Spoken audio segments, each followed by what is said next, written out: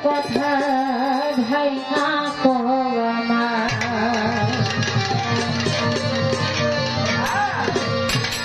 তুমি না বুঝাইলে কথা তুমি না বুঝাইলে কথা পাইব কোথায় গুরু ধরি আমি অন্তর্ভেদের কথা ভাই না আমায় গুরু ধরি তোমার পায় আমি অন্তর্ভেদের কথা ভাই না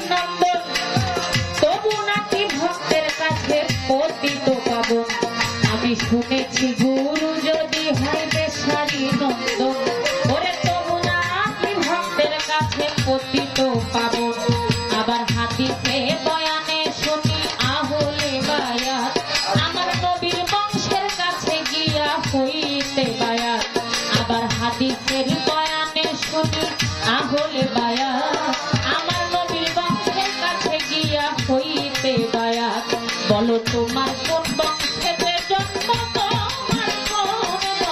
তোমার কোন বংশেতে জন্ম জানতে চাই গুরু ধরি তোমার ভাই আমি অন্তর্ভেদের কথা ভাই আমায় গুরু ধরি তোমার ভাই আমি অন্তর্ভেদের কথা ভাই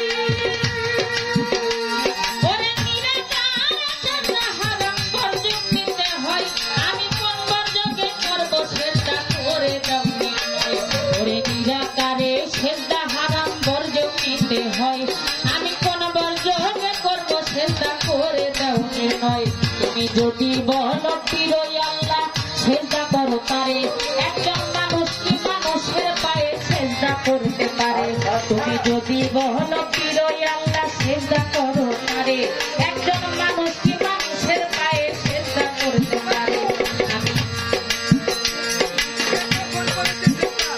বলো কে কবে করিল সেজদা কে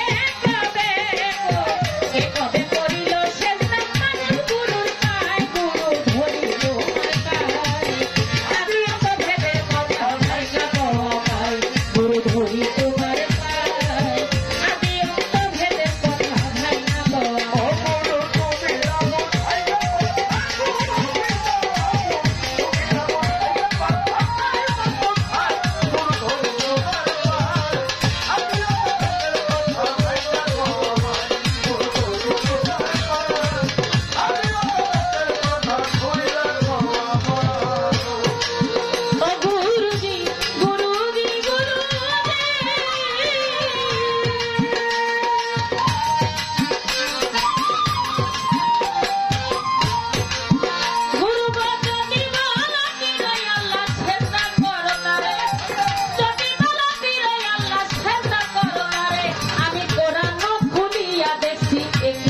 ভিতরে তুমি যদি বলো পিরোই আল্লাহ সেজদা করো তারে আমি কোরআন খুলিয়া দেখছি ইখলাসের ভিতরে নিরাকার লা শরীক আল্লাহ জন্ম মৃত্যু নাই নিরাকার লা শরীক আল্লাহ জন্ম মৃত্যু নাই ও তার মাতা পিতা স্ত্রী পুত্র আহার নিদ্রা নাই ওরে নিরাকার লা শরীক আল্লাহ জন্ম মৃত্যু নাই ও তার মাতা পিতা স্ত্রী পুত্র আহার নিদ্রা নাই তাই তো সুবহান সরকারে পড়লো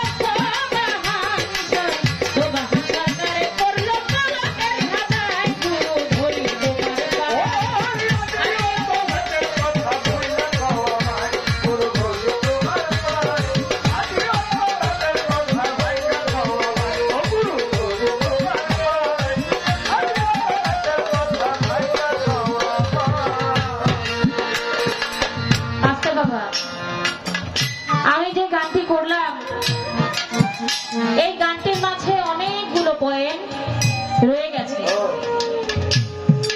এই গানের মাঝে যে কথাগুলো আছে, যে প্রশ্নগুলো আছে, আমরা যারা বর্তমান প্রেক্ষাপটে আছি, আমার মতোই যারা অবুঝ, কেউ বায়াত হয়েছে, কেউ বায়াত হবে, তাদের মাঝে কিছু দ্বিধাদ্বন্দ্ব দেখা দেয়।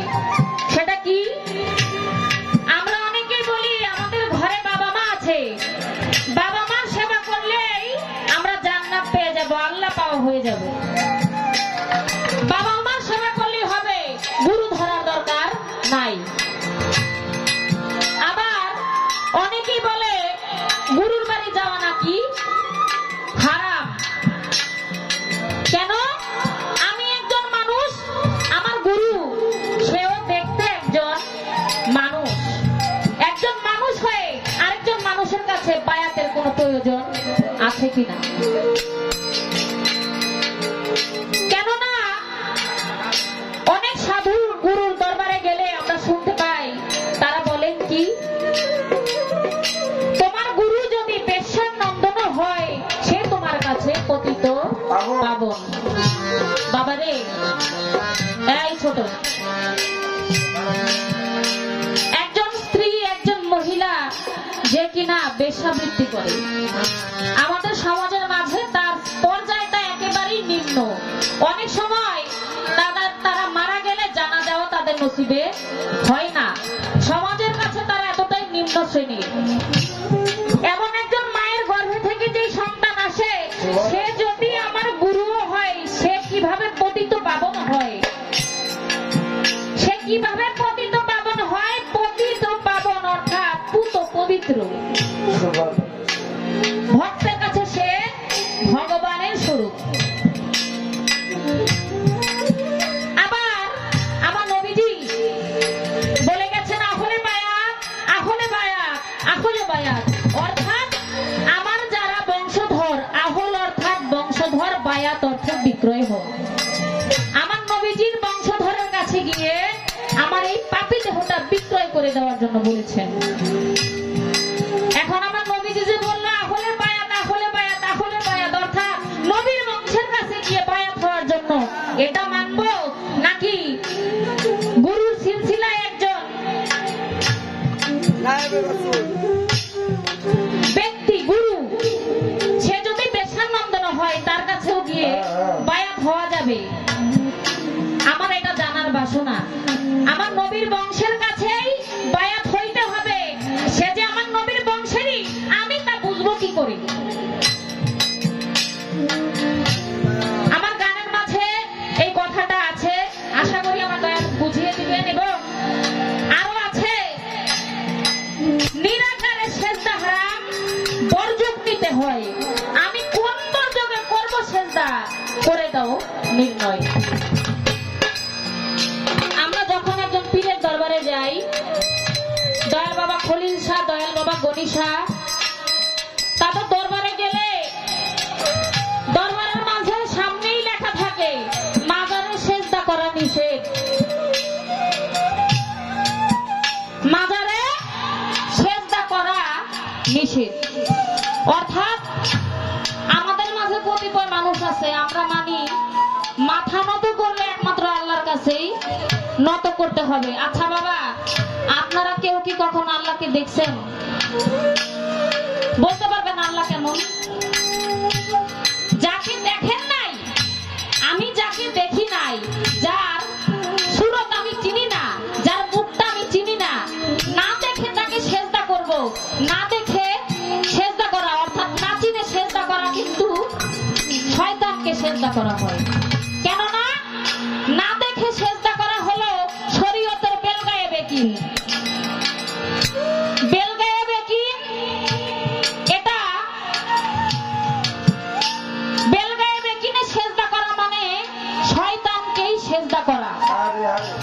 আপনি একজন মানুষকে কখনো দেখলেন, পথিমধ্যে একজন মানুষের সঙ্গে আপনার দেখা হয়ে গেল, হঠাৎ একদিন আপনার ওই মানুষটার কথা স্মরণে আসবে, শুধুমাত্র নাম জানলে কি তার মুখটা আপনার স্মরণে আসবে বাবা?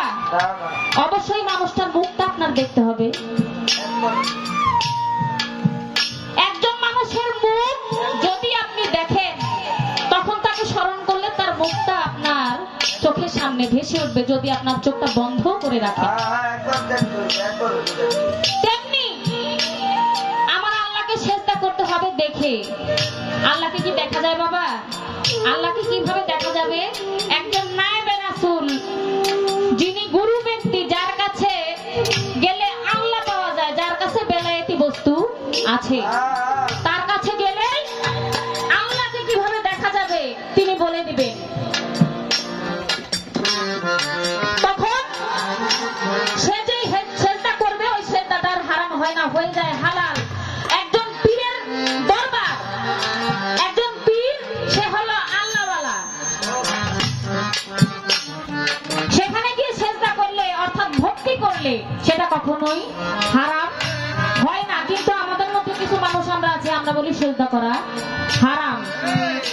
আসলে কি সেজদা করা হারাম? বা সেজদার কোন নিয়ম কানুন আছে কিনা? কিভাবে সেজদা করলে আমার সেজদা বিনা বর্জকে যাবে না, আমার সেজদা হারাম হবে না, আমার গুরুজির কাছে আমার জানার থাকে।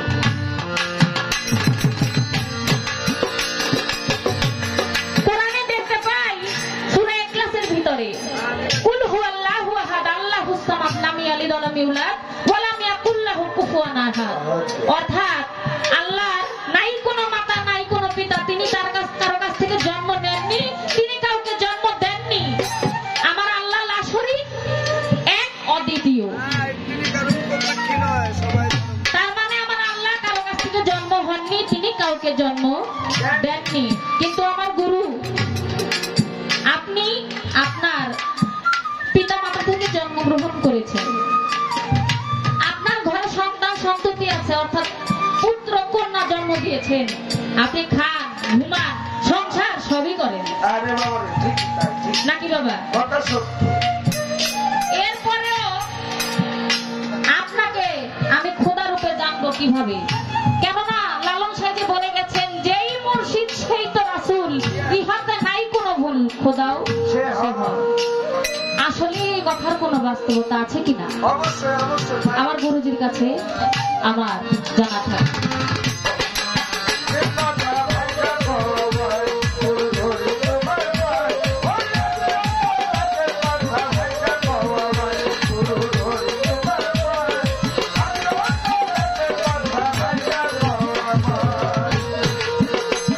আমার গানের মাঝে অনেকগুলো পয়েন্ট রয়ে গেছে। আজকে সময় অনেকটা বিলম্ব হয়ে গেছে, অনেকটা সময় চলে গেছে। এত সুন্দর একটি পালা দিয়েছি, গুরু শিষ্য পালাটা বাবা আসলে একটি কথার পালা। এই পালার মধ্যে কথা বলতে না পারলে কোনো মজা নাই, কথার পিছনে কথা বলতে হবে। তবুও আমার যেহেতু প্রথম স্টেজ, আমি বেশি কথা বলবো না, আমার গানের মাঝেই আমি কিছু প্রশ্ন রেখে গেলাম।